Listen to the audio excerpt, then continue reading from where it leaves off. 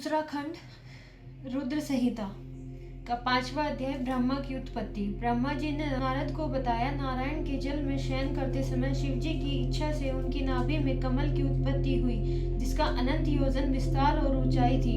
उनके साथ शिव जी ने मुझे पैदा किया। मेरे 4 मुख, लाल मस्तक तथा त्रिपुंड धारण करने वाला था। मैंने उस समय कमल के अतिरिक्त किसी को नहीं देखा। मैं अपने तथा अपने कर्ता के संबंध में जानना चाहता था। बुद्धि विकसित होने पर कमल की नाल में मैं नीचे को उतरा। एक एक नाल को पकड़ा कर मैं 100 वर्ष तक नीचे को उतरता चला गया, परंतु मुझे कमल की जड़ का ज्ञान न हो सका। फिर नाल के रास्ते बाहर निकला तो कमल की कली मिली। उस समय मुझे एक वाणी सुनाई दी कि तप करो। मैं तप करने लगा। 12 वर्ष तक तप करने पर 4 भुजाधारी मंगल रूप वाले सुंदर विष्णु जी प्रकट हुए। मैंने उनसे पूछा, तुम कौन हो?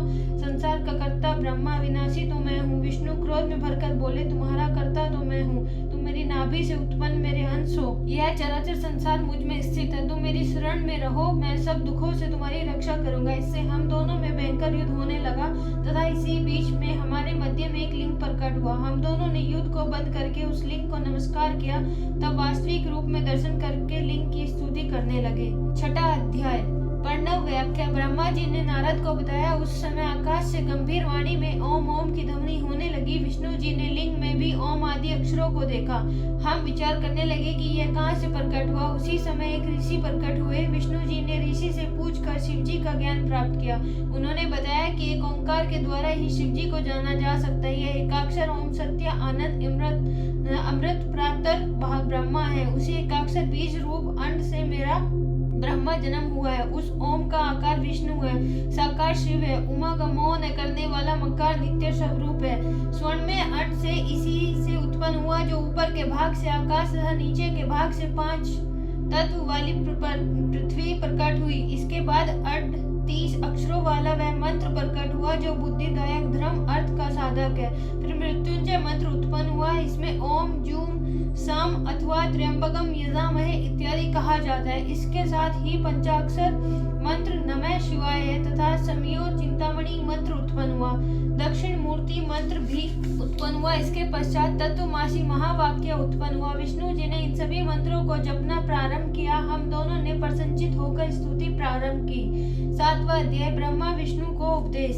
विष्णु जी की स्तुति से भगवान शिव प्रसन्न हो गए। उन्होंने मुझे और विष्णु जी को वेदों का उपदेश दिया। विष्णु जी ने शिव जी से पूछा, हे प्रभु, आप किस प्रकार प्रसन्न होते हैं? शिव जी ने बताया, मैं तुमसे अति प्रसन्न हूँ। तुम किसी बात की चिंता न करो। मेरा लिंग सदैव पूज्य, इसी पूजा से तुम्हारा भी दुख दूर हुआ है। सभी प्राणी मुझे लिंग रूप में पूजकर अपने समस्त दुख दूर कर सकते हैं। मैं तरह तरह के फलों और मनोरथों को देने वाला हूँ। तुम मेरी पार्थिव मूर्ति बनाकर पूजा करो। तुम्हारा अंग से मेरा जो अंग पैदा होगा वह रुद्र कहलाएगा। हे ब्रह्मा, तुम सृष्टि के कर्ता हो। विष्णु सृष्टि के पालक बने। उमा रूपी प्रकृति की शक्ति सरस्वती ब्रह्मा की पत्नी बने तथा यही उमा रूपी प्रकृति लक्ष्मी रूप से विष्णु की पत्नी बने। यही प्राशक्ति कभी काली के नाम से मेरे अंश से प्रकट होगी और कार्य सिद्धि के लिए ज्योति से प्रकट होगी। आप दोनों की पत्नियां परम मंगलमय कहलाएंगी। 8वां अध्याय ब्रह्मा विष्णु और रुद्र की आयु। शिव जी बोले, हे विष्णु, तुम सदैव तीनों लोकों में पूज्य और मान्य रहोगे। ब्रह्मा द्वारा रची गई सृष्टि के लोगों के दुख दर्द को तुम ही दूर करोगे। अनेकों अवतार ग्रहण करके तुम जीवों का उद्धार करोगे। हे नारद, इतना कहकर विष्णु को मेरा हाथ पकड़ाकर शिव जी ने कहा कि तुम सदैव इसके दुख में सहायता करना। तुम सबके अध्यक्ष और मुक्ति के दायक। हे हरित, यदि तुम पर कोई संकट आ पड़े तो तुम मुझ रुद्र का भजन करना। जो मेरे आश्रय में आ जाता है उसके सभी दुख दूर हो जाते हैं। अब तुम तीनों देवों की आयु सुनो।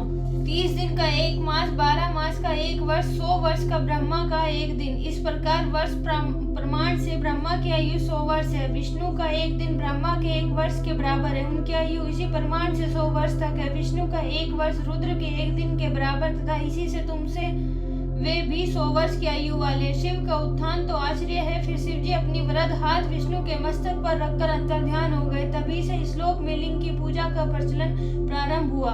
9वां अध्याय शिव पूजन। ब्रह्मा जी नारद से बोले, तुम्हें लिंग पूजन की संक्षिप्त विधि बताता हूँ, ध्यान पूर्वक सुनो, क्योंकि विस्तार से बताने पर तो यह सैकड़ों वर्षों में भी पूरी नहीं हो सकती। शिव जी की पूजा भक्ति के साथ करनी चाहिए। प्रातः काल ब्रह्म मुहूर्त में उठकर गुरु एवं शिव जी का स्मरण करना चाहिए तथा भगवान श्री हरि का ध्यान करना चाहिए। इसके साथ साथ अन्य देवताओं तथा मुनियों का भी ध्यान करना चाहिए। शिव स्तोत्र का पाठ करें। इसके बाद लघु शंख और दीर्घ शंख का मल त्याग को जाना चाहिए। दक्षिण दिशा में मल त्यागना चाहिए। मल त्यागने के बाद 5 बार हाथ धोने चाहिए। बाएं हाथ को 10 बार और दोनों हाथों को मिलाकर 7 बार मिट्टी से मांजें। लिंग और गुदा को भी मिट्टी लगाकर 1 बार स्वच्छ करें। दोनों पैरों में 3 बार मिट्टी लगाकर 3 बार हाथ से साफ करें। वर्ण के अनुसार दातुन करें। छठ, अमावस, नवमी के व्रत के दिन, रविवार को तथा संध्या और श्राद्ध के समय दातुन न करें। तीर्थ में विधि अनुसार स्नान करें। संध्या वंदना एकांत में करें। इसके पश्चात प्रथम गणेश जी का पूजन करके विधि पूर्वक शिव जी का पूजन करना चाहिए।